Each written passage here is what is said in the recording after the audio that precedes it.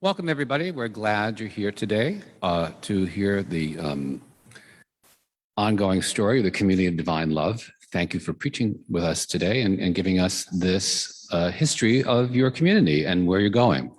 So welcome, and we're glad you're here.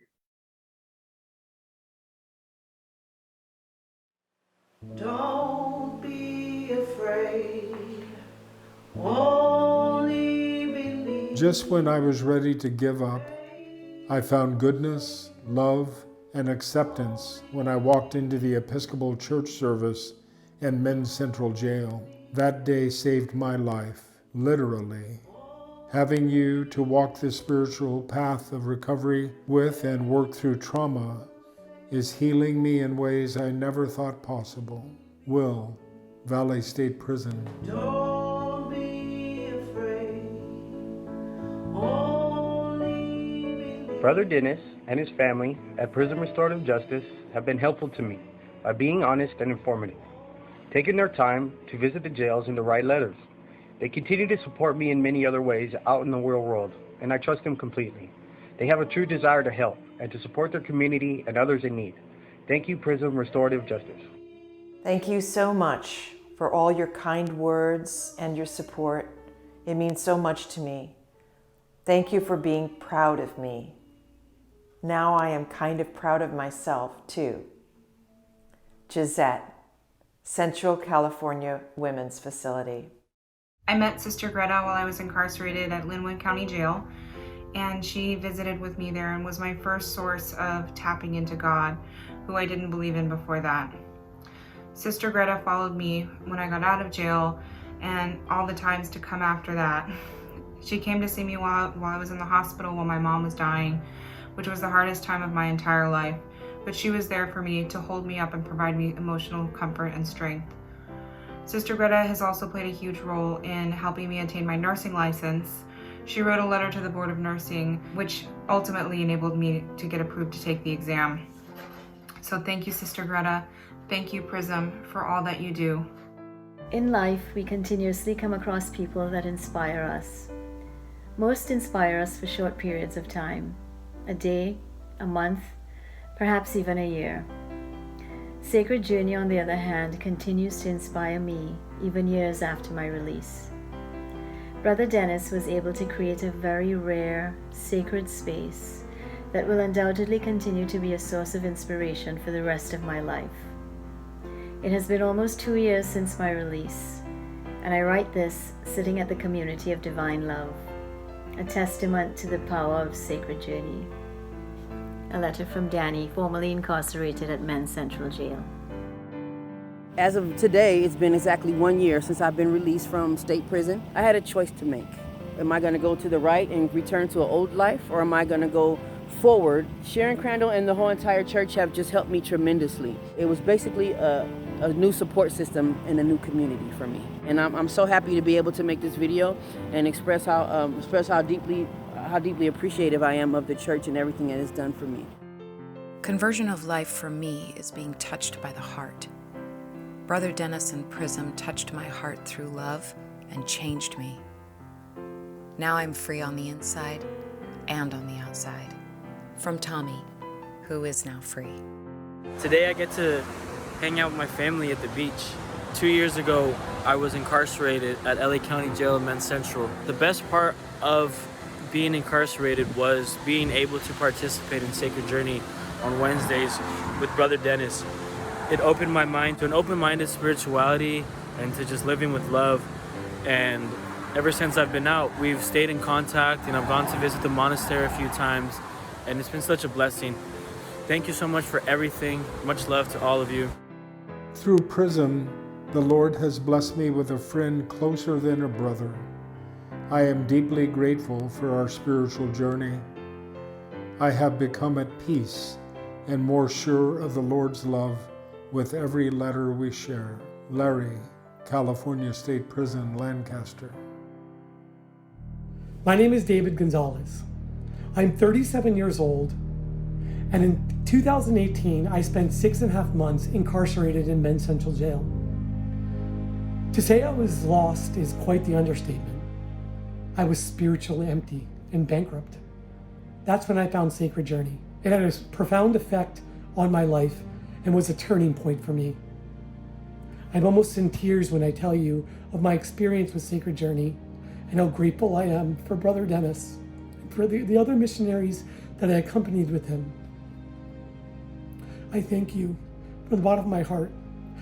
And I can't wait for the opportunity when I can join the other missionaries with Sacred Journey in this beautiful mission, because I am a living testament to tell you that it worked. Thank you very much. I will never forget your visits to us in jail and how much they meant to me. You were like a cool drink of living water in a parched landscape.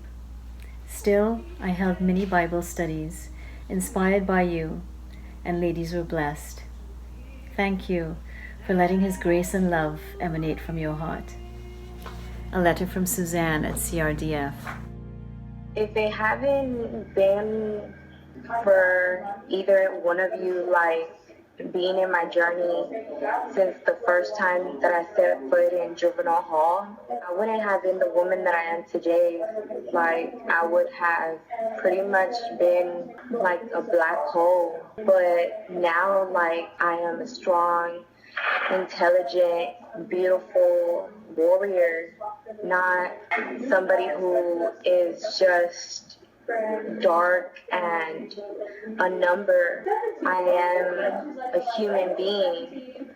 I am somebody who is God's child, and I am loved.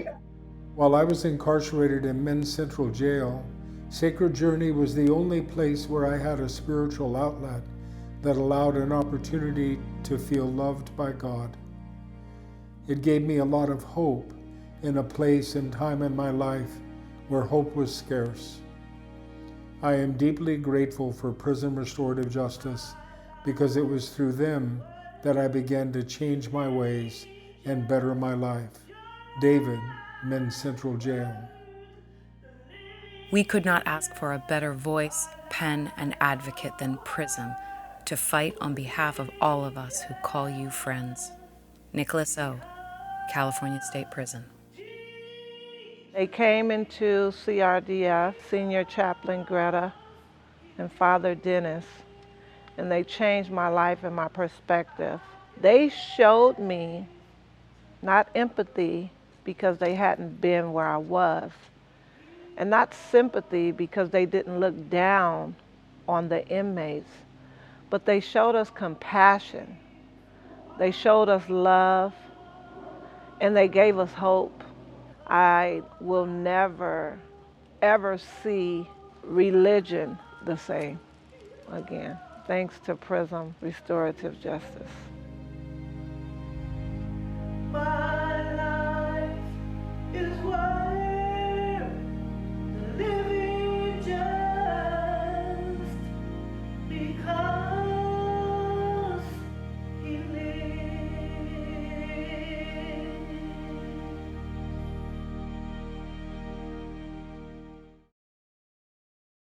Nope. Yes? Okay. We made that for one of our events or fundraisers a few years ago. And you might recognize Annie, who was in that video. She was living inside then. Now she's free. Whew. So does anyone have any questions or comments from watching the video? Yeah, Annie does. All right.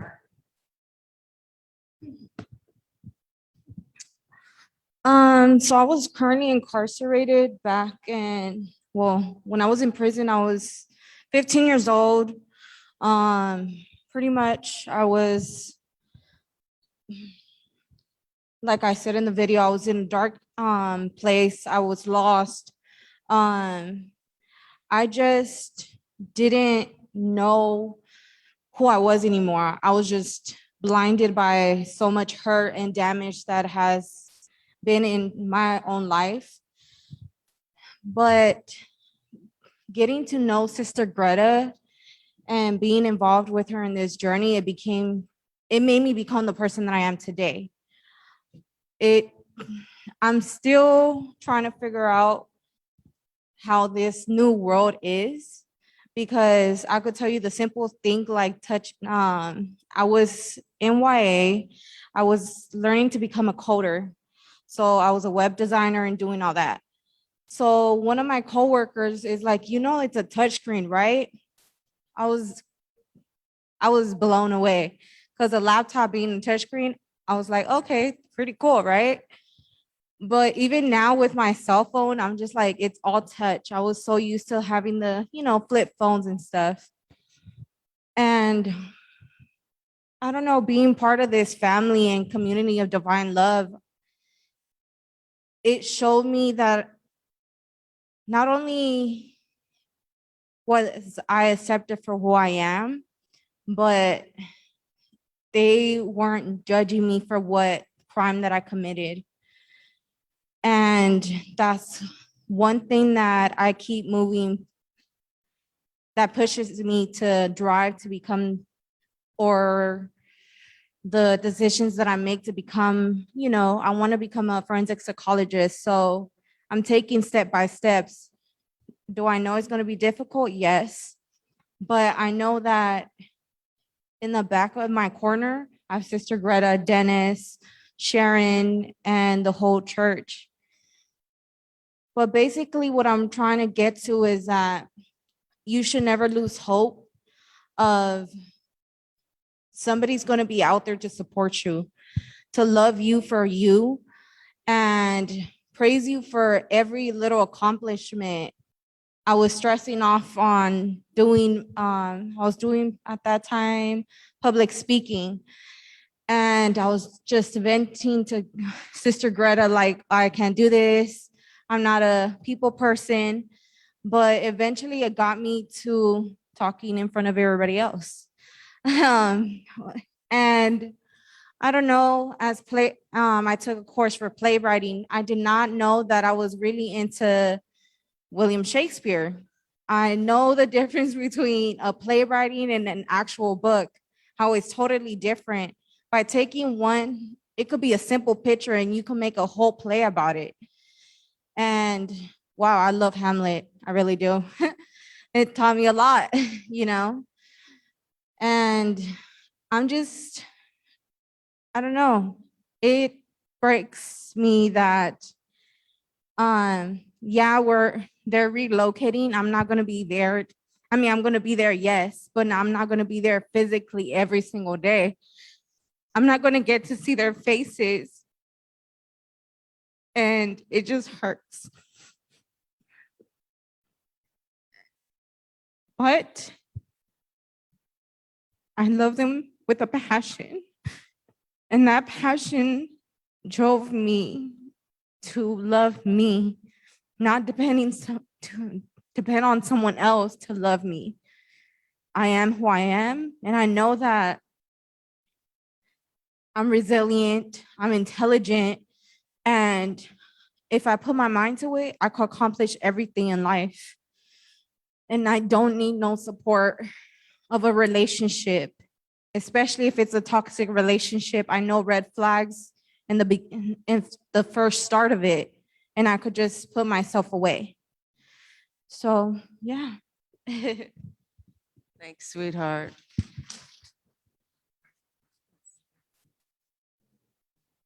So one of the things that I've always wondered about was, were you all working in the jails and then decided to form a monastic community, or were you a monastic community and decided to go work in the jails? So Brother Dennis has been in the jails for 17 years, and we met 13 years ago. And we were both in clinical pastoral education together. And he took me into the jails and I fell in love with it very quickly. We were both living like monastics. We independently we didn't, he was even discerning life with the Holy Cross Brothers, but he was so committed to the ministry he was doing that it wasn't an option. And my life had been changed by the Society of St. John the Evangelist, a monastic order in Cambridge, Massachusetts. So I was praying the divine hours. Brother Dennis was, and when we met and I was going into the jails, I felt deeply called to chaplaincy. And so it just it sort of unfolded to us that we were being called to create this monastic order. And we went to our elders, the monastery, Holy Cross, SSJE, eventually to Bishop Bruno, and explored it. And all the doors were opening for us. And I said, yes, we believe this is an authentic call. We support you and then the Order of Holy Cross mentored us into developing a rule of life, how to structure our life. And the ministry was already in place. PRISM was already, so they kind of coexisted they did exist from day one, but we got to know each other in the jails through chaplaincy, and then realized we were both called to this life. And we've been I now. would add that to this day, the Order of Holy Cross, I have a to this day, the Holy Order of Holy Cross is still our mentoring community. It's not working. There we go. No, there.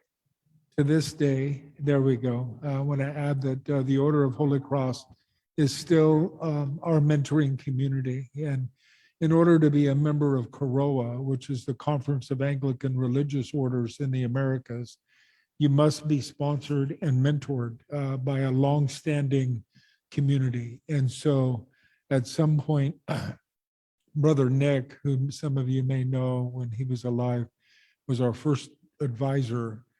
And then they went off to their chapter meetings, and he came back and he said that the Brothers of Holy Cross had decided to mentor us and be our sponsoring community in COROA.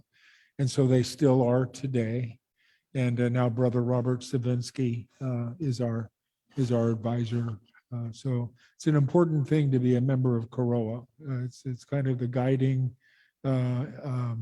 organization for all religious orders. And we have discussed, this relocation. Some of you may know, I guess, that we're having to relocate our monastery after 11 years. And but it's also, in the beginning, what really felt like an inconvenience, a hardship, I guess, and not something that we would have chosen for ourselves in the moment.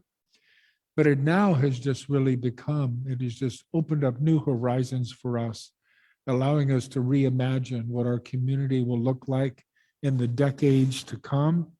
And so much is coming forth with this vision, collaborative efforts with other organizations and other communities. And so we're excited about our future, and yet we have a lot of work to do. You can imagine that it's just such a big undertaking. And but our thing right now is to keep our hand on the plow. Jesus tells us that those who set their hand on the plow and look back are not fit for the kingdom of God. And so our job is to keep our hand on the plow and our sights firmly set on our future. And that's where we're at. And we're here today to kind of give you a historical sweep of who we are and where we're going. When you hear the terms PRISM, Sacred Journey, all of these are outreach ministries of the community of divine love. So with that, I would like to pull up on the screen what our newest kind of offering about how to imagine our future with us. So I'm just going to go ahead and pull that up real quick. I hope I can get it straight this time.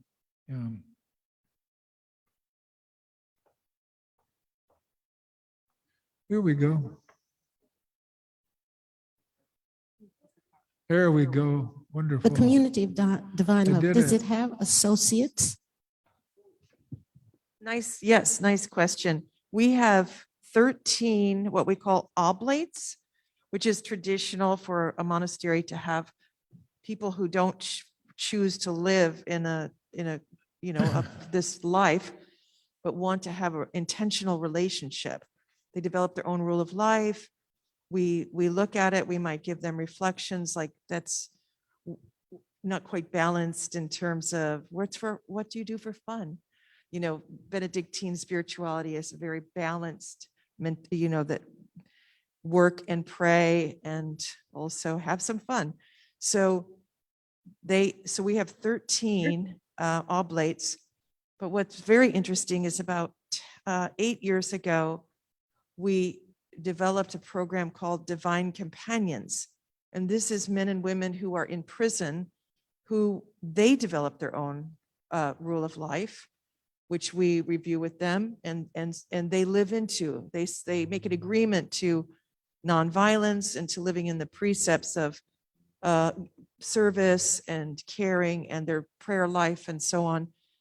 And we now have how many? Yeah, we now have 19 divine companions, and they are members of our community.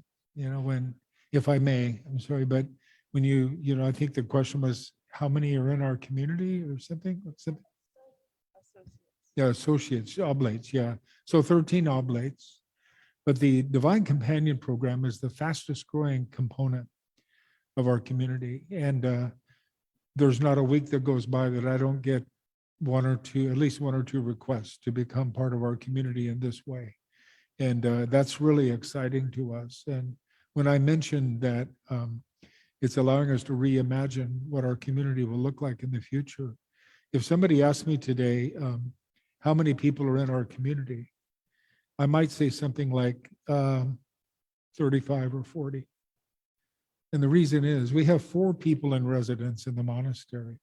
We're going to be leaving, and we're going to lose. One person is not going to make that move with us, sadly. They had never had a monastic inclination, but they've been in residence with us for 3 years. And then we also have a new member joining us December 1st. So there's, the tides keep coming in, right? And so we have 4 people in residence. We have 13 oblates, and we have 19, and soon that will be 23 divine companions.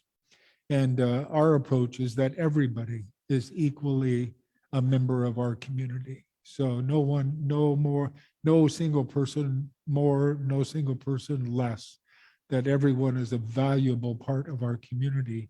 And so when we kind of discuss this with Coroa, because they are our mentoring organization, we were just, wondering what they would say about that, how we're interpreting community and how people enter our community. And the response was not only yes, but an enthusiastic yes, because this is monasticism in the 21st century.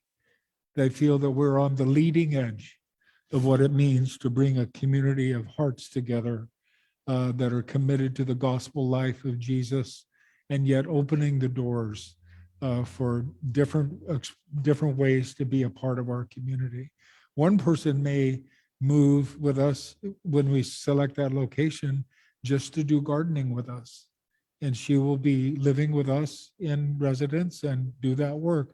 She may or may not have end up in a habit, but it doesn't mean that she's not fully part of our community. And so that's kind of where we're at, right? Yeah.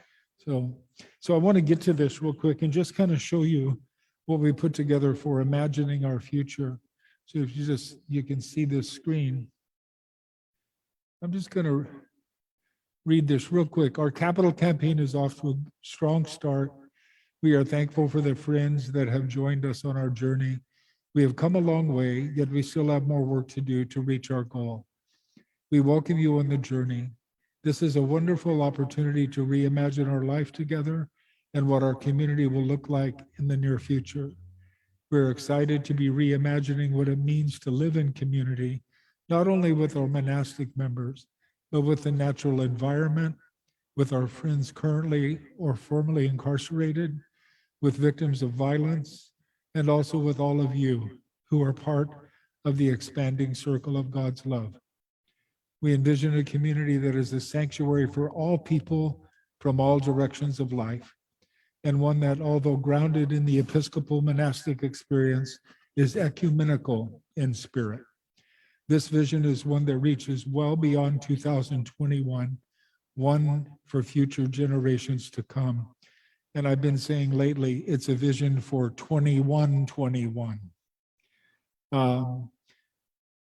We are committed to creating a monastic living environment that is sustainable and has a much lighter carbon footprint, and with larger scale organic gardening, inviting people from all facets of our community to participate. Our goal is to be reasonable and prudent, yet allowing room for growth that is upon us. Our new monastery property will be on roughly 5 acres of land in a rural setting that is within reach of local prisons. The new monastery community will include a gathering space, circular flex space for prayer and worship, as well as facilitating spiritual formation groups. Tiny houses will provide living spaces for our community members, as well as for visiting guests desiring quiet time, solitude away from the city pace. We are already collaborating with other organizations and teaming our efforts, truly making this a community vision. So just imagine a community that is dedicated to prayer in the monastery and ministry with those incarcerated in prison, one that welcomes people from all directions of life, a community that truly believes that no matter who we are, where we've been, what we have done or had done to us, that all people are within the grasp of God's grace and love. Imagine an organic gardening space that grows food not only for our own community, but also provides farm-to-table produce in collaboration with a local restaurant staffed by people transitioning from incarceration. Imagine a circular prayer and worship space made from natural materials, a flex space that can be used for praying the divine hours and celebrating Holy Eucharist, and also invites our formerly incarcerated friends, families of those still incarcerated, and victims of crime to gather for Sacred Circle Healing Days. Imagine a hospitality gathering space where we can all share meals and the joy of life together.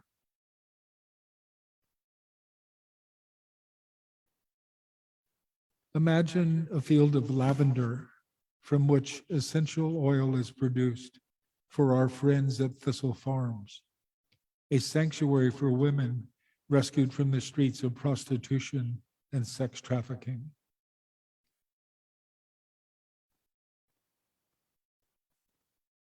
Imagine a cluster of tiny houses for our community members and visiting guests who wish to remove themselves from the pace of city life and seek solitude in a sanctuary space.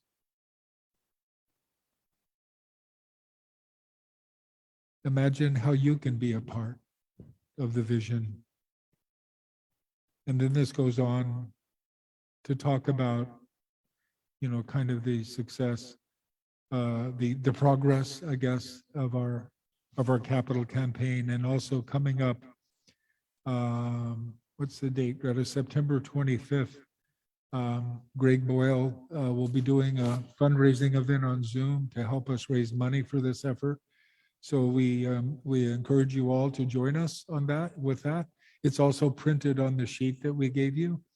And if you're interested in doing that, just email us and we'll make sure that you get the link. There's no cost to attend the event, but we will be asking for your support that evening. And so that's kind of where we're at. There's several different ways, many different ways to support us financially, whether that's a recurring gift or, sponsoring the cost of a tiny house or like a one-time gift. There's many, many different ways to approach that. This is currently where we're at right now.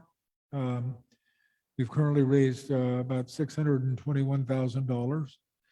for this effort, and we still have a ways to go. We estimate the cost of this relocation and everything that I've shown you to be about 1.1 million. So we have about $400,000 more to go, and we're well on our way. So we hope that you can be inspired to join our vision and help us in any way that you can.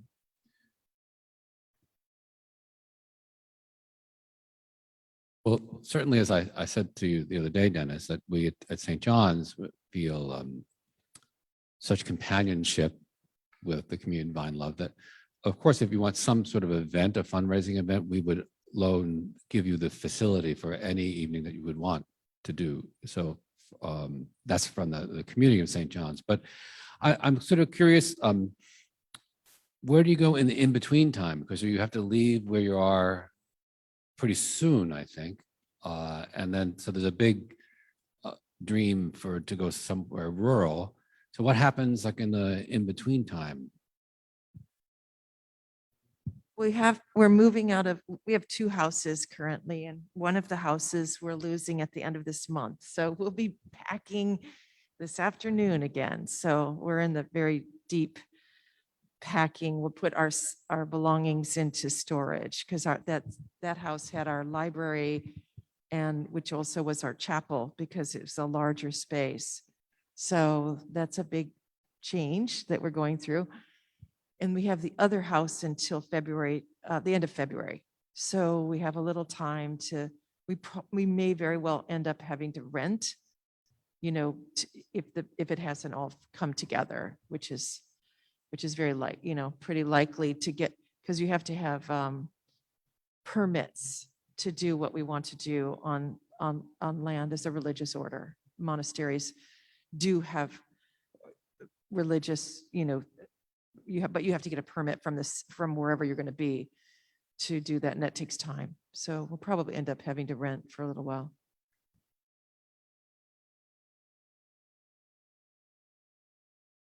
And the other collaboration is that I now work with Healing Dialogue and Action, which is an organization that does real restorative justice program in prisons. So I will be going up to Chowchilla once a month to do a weekend retreat, 2-day workshops and so on with women there. And I'll do wherever I am, that will be going on. And it's really beautiful, profound work. It's healing circles of men and or women, really starting to take a look at their path, their accountability, the healing process. And then ultimately we have symposiums where families who have survived a murder and have done their own healing journey in circular gatherings, which used to take place at the monastery, and maybe hopefully will again, but then we sit in circles together with those who have caused great harm and those who have survived a devastating loss. And it's profoundly healing for everyone. It's quite amazing how brave so many people are to really take on that forgiveness, accountability, response, that kind of work. So that's where my heart really is right now, and I'll be continuing that within that collaboration. Are you guys familiar with the community justice initiatives of the Mennonite Church in Canada? I was just curious if you're familiar with them, because I was somewhat involved with them, and what they do is bring victims and the perpetrators together to establish some lines of understanding and reconciliation. And it's a really wonderful ministry. They offer a lot of resources. So it might be interesting to check it out. Yeah. Restorative justice is going to really be important in the future. You know, that judges are going to start using it for youth to keep them out of incarceration. It's really a beautiful system. It comes actually from the Maori people in New Zealand, but it's really a path to being able to resolve conflict without going to punitive measures and so on. Well, and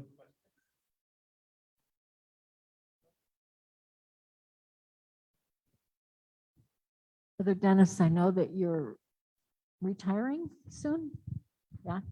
And oh, I say, I know that you're retiring soon, and I was Didn't understand wondering He retired. what Oh. involvement you might continue, if any, with the community. Well, you never retire from the monastic life. Yeah. And in fact, that's, part of our vow is that we will work till we die. And I am deeply committed, more committed than ever, to issues around social justice. Some of the issues that plague us, like racism and systems of domination, mass incarceration, these things. I've resigned, I've retired from my position at the diocese. Yeah, I was the founder and director of prison for the last 15 years. And I've retired from that position. And yet the work continues. Greta mentioned the Divine Companion Program. I'm kind of the point person for all of that. And also I'm publishing a newsletter called The Journey that's now being mailed to individuals. It's not mass mail, but mailed to individuals. And I think now 11 different prisons. And the mailing list now is approaching 200 individuals that get the journey every month. And it's a missile, if you will. Greta likes to call them my love missiles. It started during the pandemic, which we're still in, but when we could no longer be in the facilities. So this was my way of staying connected. And it's just become tremendously popular. And it's about 70% of the content is all written by our friends on the inside, in marriage with like 30% of other stuff, like, prominent writers and poetry and images and stuff like that. So that's really important. And the Divine Companions keep me really busy.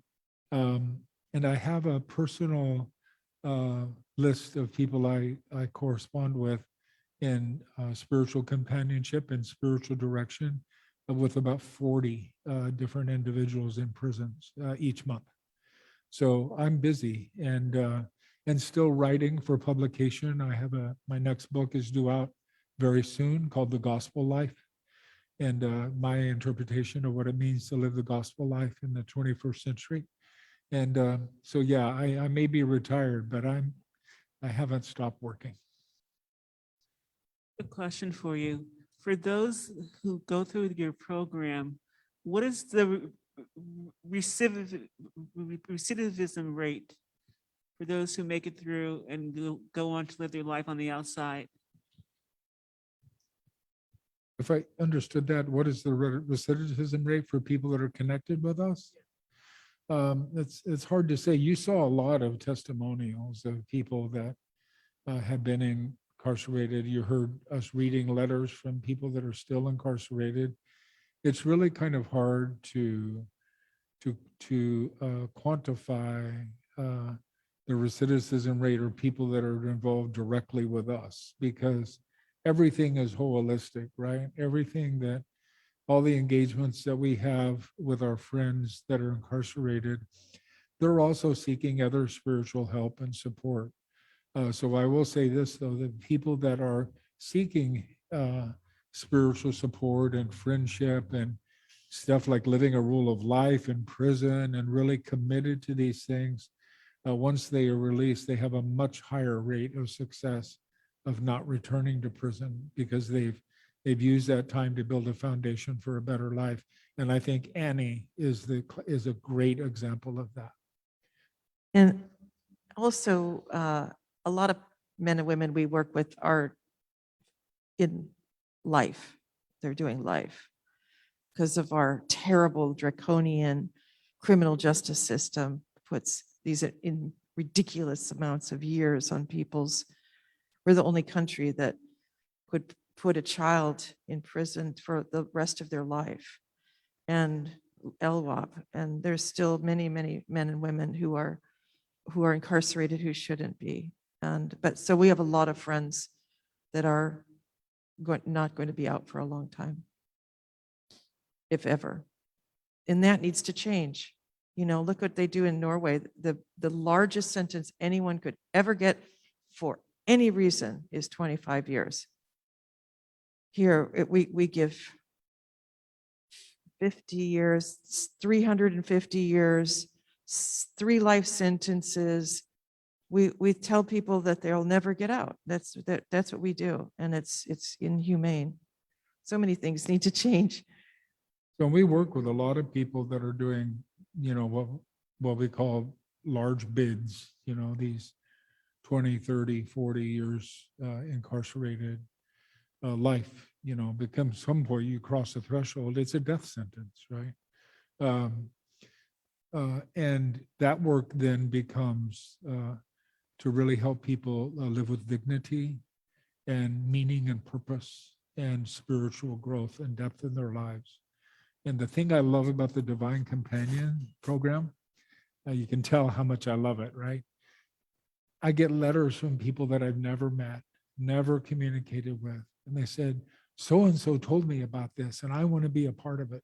So there you go. I mean, recidivism is one thing, but creating a community within what we call behind the wall in this way is equally as important to create opportunities for people to create their own communities of spiritual friendship and care with one another. And so. Good. So kind of you to stay and listen to us today. Thank you. Thank you. I really appreciate your prayers for us and for Annie and for all those who we serve. Oh, sorry. I have a question for Annie. What's a forensic psychologist?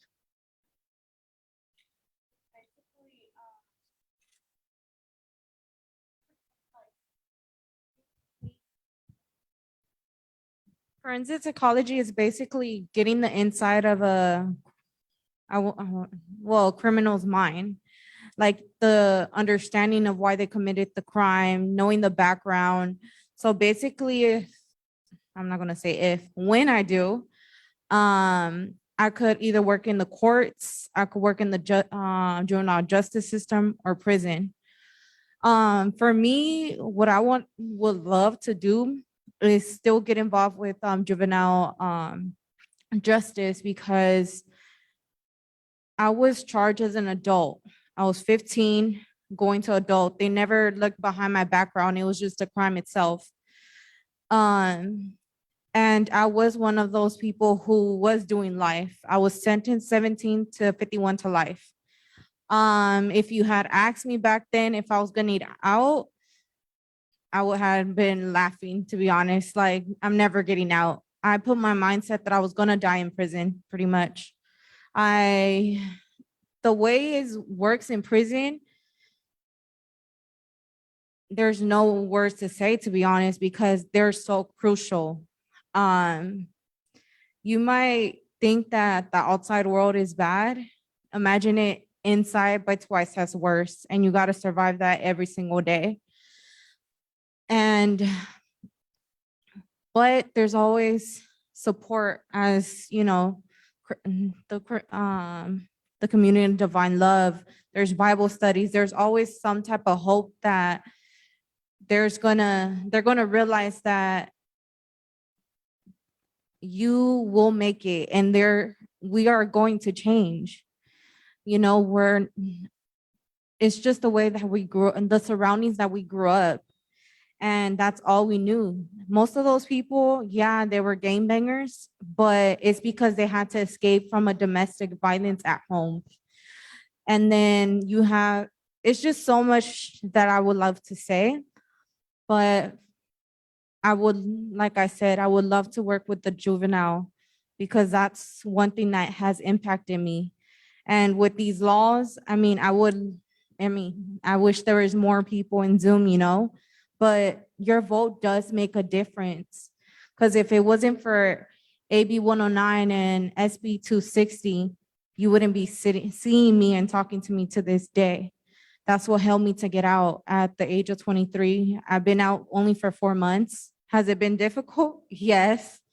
But I don't take one day at a time. I take every single step that I take, that's what I do. The decisions that I make every single day, I think about it as a daily lifestyle. Like, okay, if I decide to hang around with this individual, I do just like how I did in prison. I analyze a person, who they hang around with. And if I believe that they're gonna take me in the right path, then all means I will give them the time of my day because time is precious. And as I was with Greta and Dennis and everybody, their time gave me the support that I needed in those difficult trials.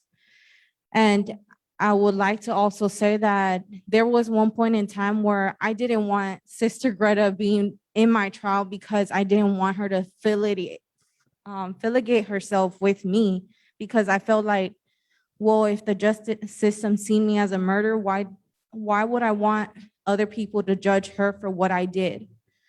But I had Javier, who also works with the justice system, and he was like, but she loves you. She comes every single day to see you, to talk to you, to give you that support. And that's what made me open up even more to her. She was the one who gave me the opportunity to trust other individuals in my life because I was damaged. I was really, truly damaged that I wouldn't let nobody inside.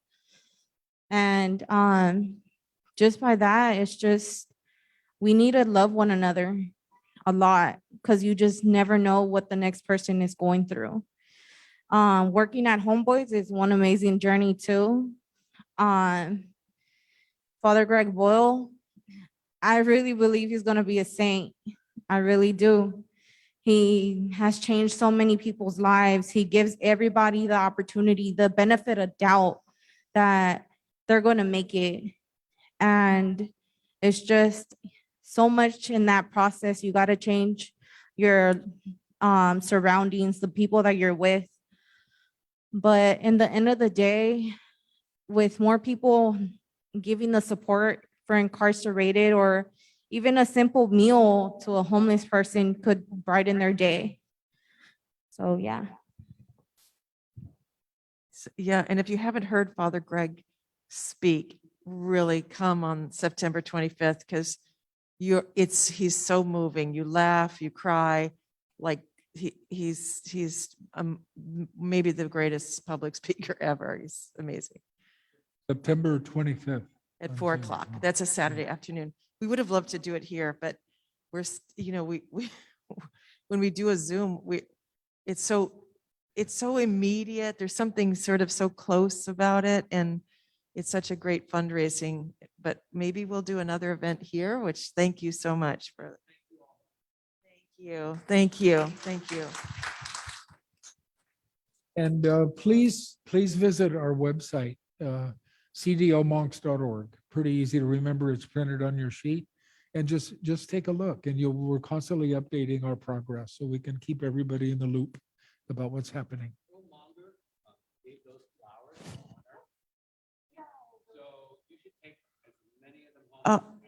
Oh, Earl, Oh my goodness. we send our love to you if you're out there. He's so dear. When I first walked in, I thought, wow, look at those flowers. Oh, they're so beautiful. I don't want to mess it up. Okay. All right. Thank you. Thank you, everyone.